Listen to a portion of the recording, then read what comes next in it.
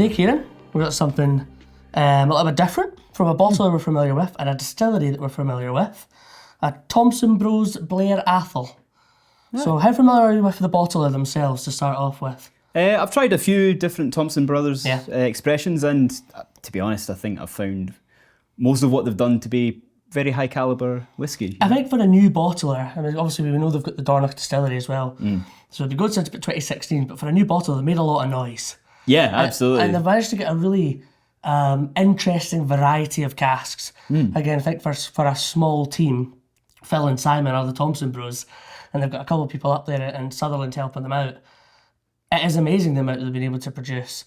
Now, this is actually a distillery that we do see independently bottled quite a lot. Aye. I think Blair Athol, we'll both be familiar with the Flora Fauna 12-year-old. It's kind of the standard, which is also a really tasty dram. Yeah, Blair Athol's delightful. I think, again, you mentioned the Flora Fauna bottle, sort of sherry matured, classic stuff really, but And this looks the same. This one's from 2 Oloroso octaves.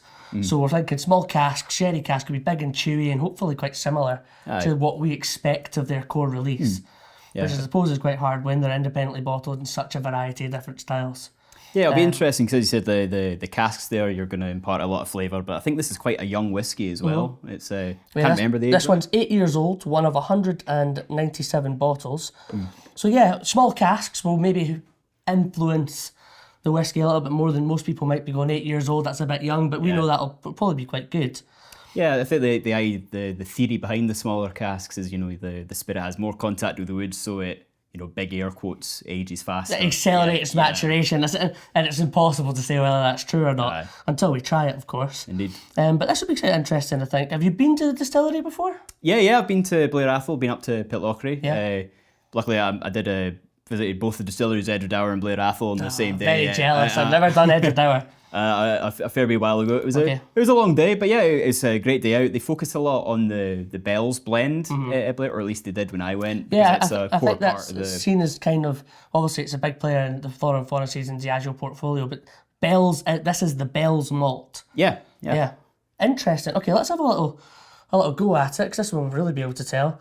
I mean, I reckon between us we've probably had, let's say, 20, 30 at least expressions of Blair Athol previously. So yeah, but I think it's a consistently good whiskey. You know why it gets used for blending, why independent bottlers covet it so much, is the fact that it's just such a nice, reliable dram, and the spirit they produce has got a certain kind of heartiness, which that's why it does so well with the sherry casks. But hopefully I've not cursed it by saying that before. I'm really looking forward to it. I think this is one that I already am anticipating enjoying it. As I say, I'm anticipating it being fairly similar to most of the Blair Athols I've had previously. The Thompson Bros do these fantastic labels. It's a really nice design on the label. This one's got the otter on it, which of course is featured on the Flora and Fauna bottle for Blair Athol as well. Let's have a wee nose. This is 48.5%, so nice drinking strength as well. Maybe it's the age. If I was to guess, I would have actually maybe guessed a bit higher on the ABV. I think that's fair. Could be the size of the casks. Yeah, I can't tell immediately if it's spirity or spicy, but it's quite muted on the nose actually. It's not bags and bags of sherry, and as you said, it's not too spirit forward either. Okay, well, we taste. Yeah, it's quite mouth-watering, isn't it?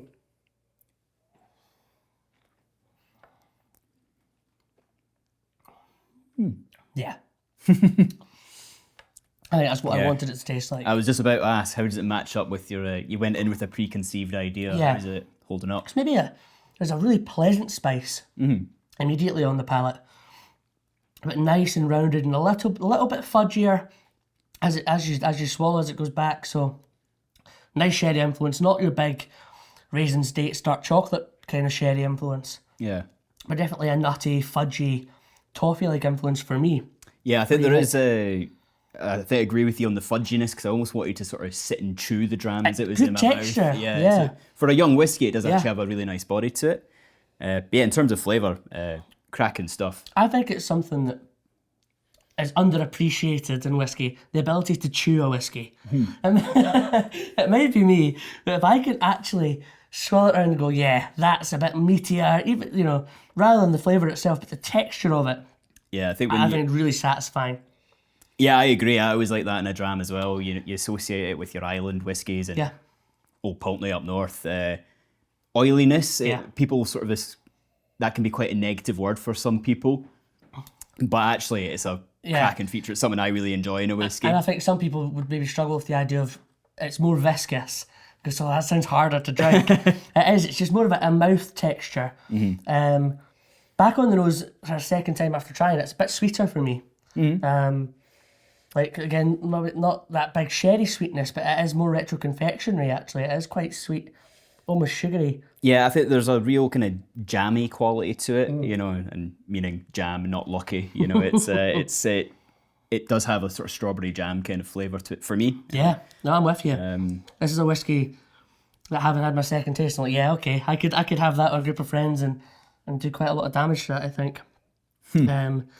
Finish isn't incredibly long, to be honest. Again, I think I'm so obsessed with the actual texture and the palate. The finish, trying it a second time, is a little bit short.